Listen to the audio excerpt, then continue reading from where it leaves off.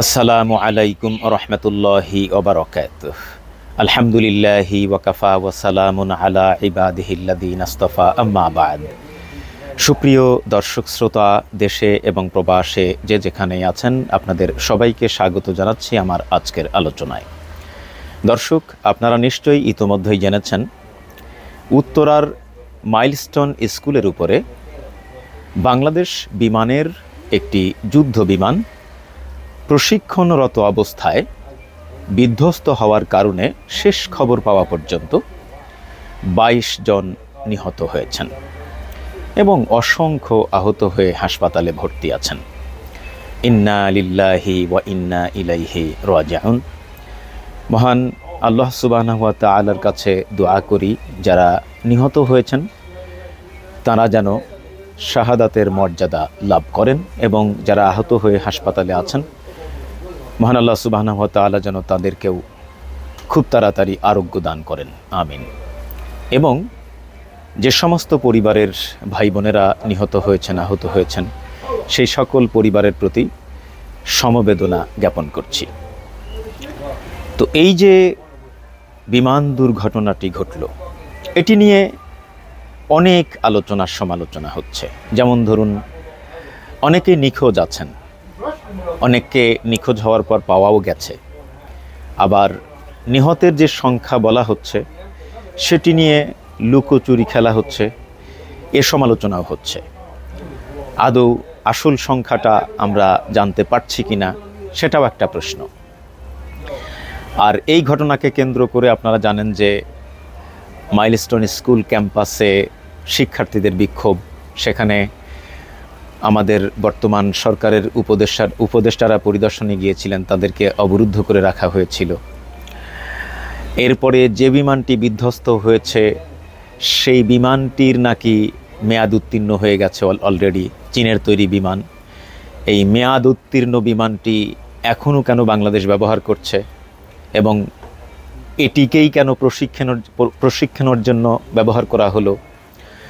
এছাড়াও প্রশিক্ষণ দেওয়ার জায়গাটা কেন একটি জনবহুল এলাকা হিসাবে বেছে নেওয়া হলো?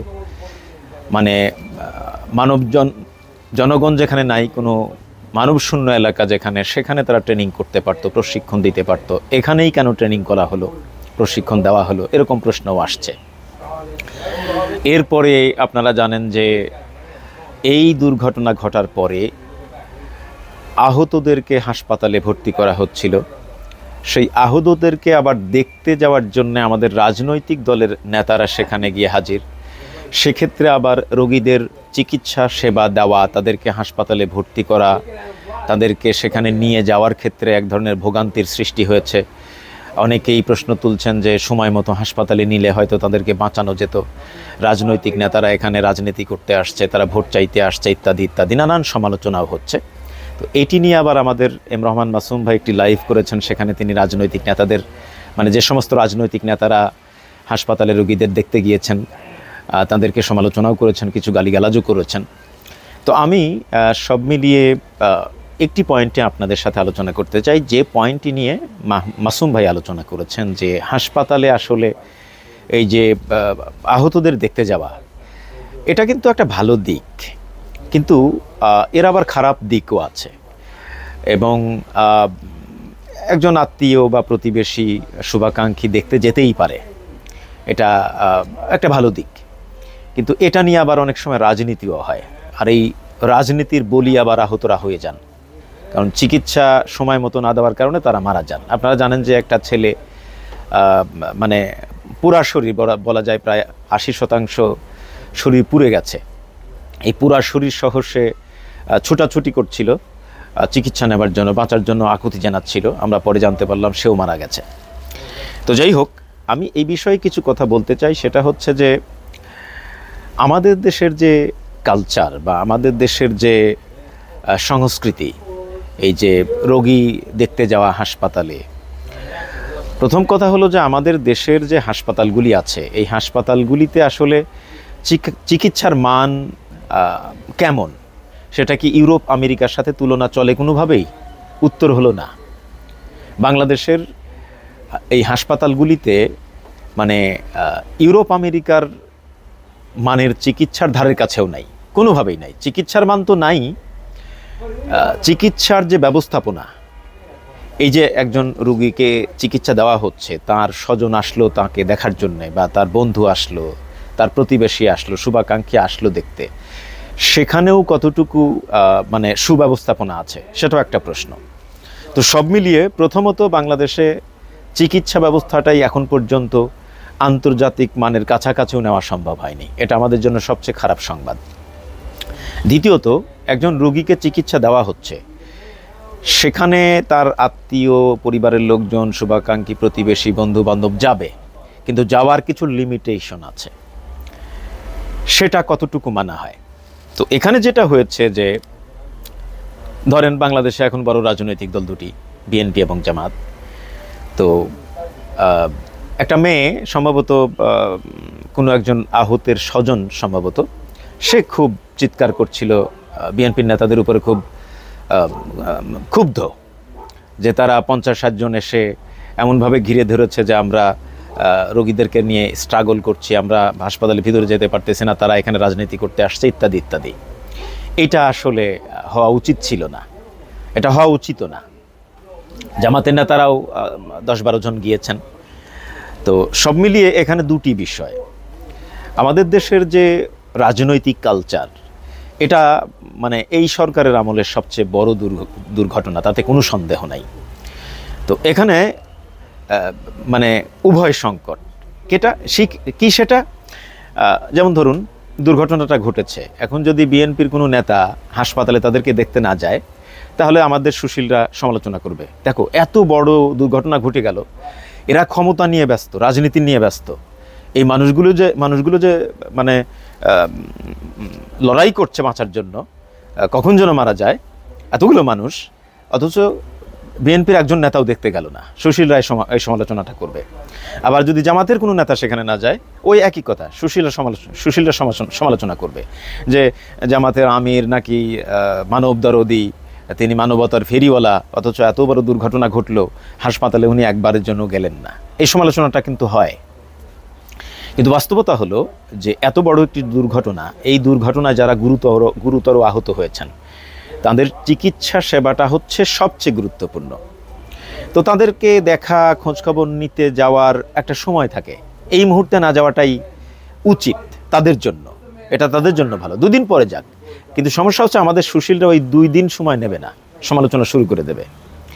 তো এই যে একটা কালচার তৈরি হয়েছে, তো সেখানে যারা রাজনীতিবিদ, তাদের কিছু রাজনীতিও থাকে, এই রাজনীতি করা আমি নাজায়েজ বলছি না, এই রাজনীতি সব দেশেই আছে। তো তারা গেছেন ঠিক আছে, কিন্তু এত মানুষ যাওয়ার কি দরকার? বিএনপির পক্ষ থেকে 2-3 জন প্রতিনিধি বা 5-6 জন প্রতিনিধি গেলেই তো হলো, জামাতের পক্ষ থেকে 4-5 জন, 2-3 জন প্রতিনিধি গেলেই তো হলো। এই যে 40-50 জন নিয়ে যাওয়া, এটার কোনো দরকার ছিল কিনা? এইটা চরম রং হয়েছে, যে কারণে মাসুম ভাই চরম রেগে গিয়ে গালাগালি করেছেন। আর 2 নাম্বার হচ্ছে, এই কালচার থেকে আমাদেরকে ফিরে আসতে হবে যে একটা দুর্ঘটনা ঘটলেই হাসপাতালে চলে যেতে হবে না, আমরা দুর্ঘটনা স্থলে যেতে পারি, পরিদর্শন করতে পারি, কিন্তু হাসপাতালে এত তাড়াতাড়ি না যাওয়াটাই ভালো, এটা রোগীদের জন্য ভালো নয়, 2 দিন পরে গেলে ভালো। আর যদি সঙ্গে সঙ্গেই যাওয়ার দরকার হয়, তাহলে মাসুম ভাই যেটা বলেছেন যে স্বজনদের পরিবারের সাথে যোগাযোগ করা, তাদের বাড়িতে গিয়ে খোঁজখবর নেওয়া, সেটা সবচেয়ে বেশি ভালো হয় আর কি। তারা কী হালতে আছে, কি অবস্থায় আছে, তাদের কোনো সহযোগিতা দরকার কিনা। তো যাই হোক, এই সব কিছুর ভিতরে বিএনপি এবং জামাতের যে ভূমিকা, এই ভূমিকাটা প্রশংসনীয়।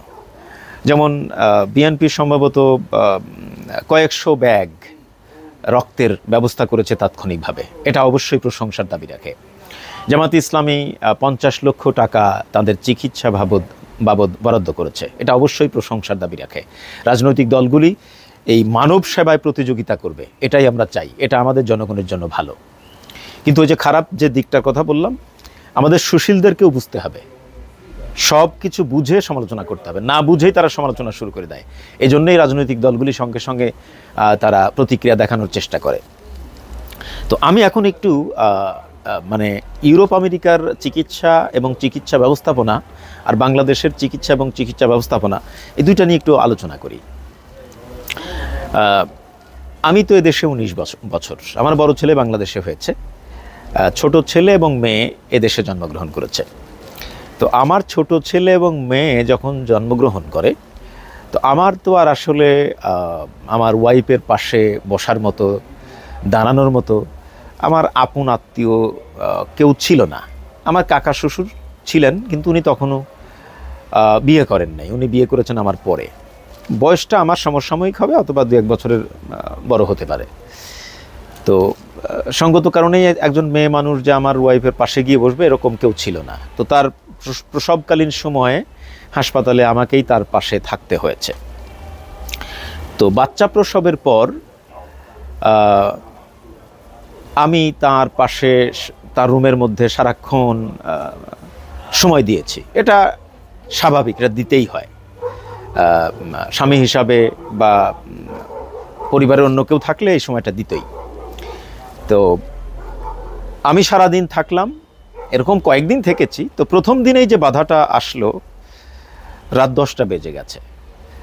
তো আসলে তো ওই রুমের মধ্যে শুধু রুগীরই ঘুমানোর জায়গা, রুগীর সাথে যিনি আছেন তার তো আর ঘুমানোর জায়গা নেই। তো একটা বড় চেয়ার আছে, বসেই ঘুমানো যায় আর কি। তো ওই চেয়ারে বসে আমি একটু ঝিমোচ্ছি আর কি। তো একজন নার্স এসে আমাকে বললেন যে, excuse me, you can not live away here with your wife, you can not stay here, you gotta go home, we take care her and her child, don't worry about that.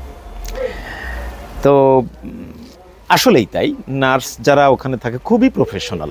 বাংলাদেশের নার্সরা তো ডাক্তারের থেকেও মানে বড় doctor হয়ে বসে থাকে।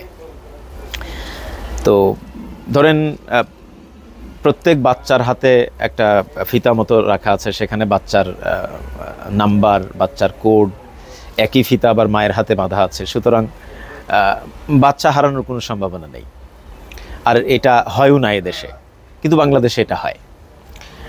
এবং বাচ্চার পুরা টেক কেয়ার কিন্তু নার্সরাই করে, মায়ের কোনো কাজই নাই। যখন মায়ের বুকে দুধ আসবে, তখন কেবল যদি মা চায় যে আমি বাচ্চাকে একটু এক নজর দেখতে চাই বা একটু দুধ পান করাতে চাই, সেক্ষেত্রে তারা বাচ্চাকে নিয়ে আসে। আদারওয়াইজ তার বাচ্চার মায়ের কাছে আনার দরকার হয় না। কারণ হাসপাতালেই বাচ্চার খাবারের ব্যবস্থা আছে, গোসলের ব্যবস্থা আছে, ডাইপার চেঞ্জের ব্যাপার স্যাপার আছে, অনেক কিছু, যে নারী কাটার ব্যাপার স্যাপার অনেক কিছু আছে, বা আপনার সার্কামসিজন যেটা মুসলমানের ব্যাপার স্যাপার আছে, এ সবগুলোও কিন্তু ডাক্তাররা এই হাসপাতালেই ব্যবস্থাপনা। এখানে গার্ডিয়ানের তেমন কোনো ভূমিকা নেই।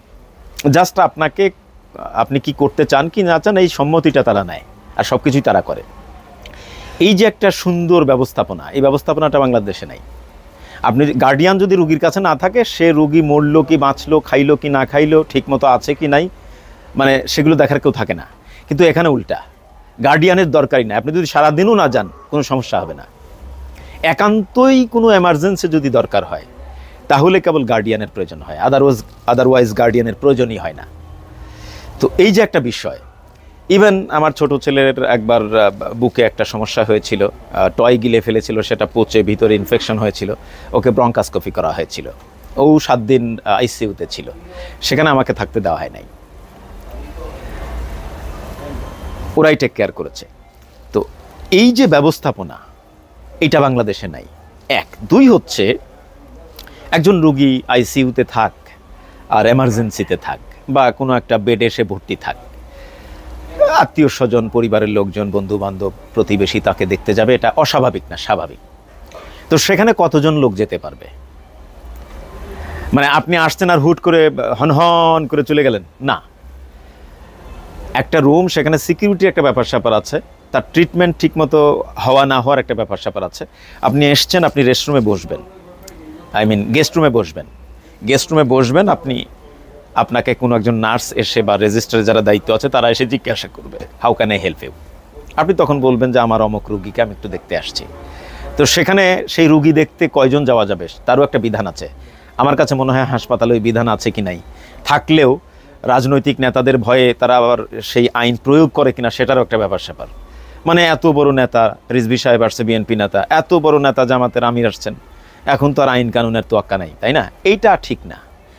জামাতের আমির হোক আর বিএনপির ভারপ্রাপ্ত চেয়ারম্যান তারেক রহমান হোক, যেই হোক, আসবে, হাসপাতালের যে কোড, যে নিয়মকানুন, সেই নিয়মকানুন অনুযায়ী একজন রোগী দেখতে হলে একজনের বেশি যাওয়া যাবে না, যেটা ইউরোপ আমেরিকাতে আছে।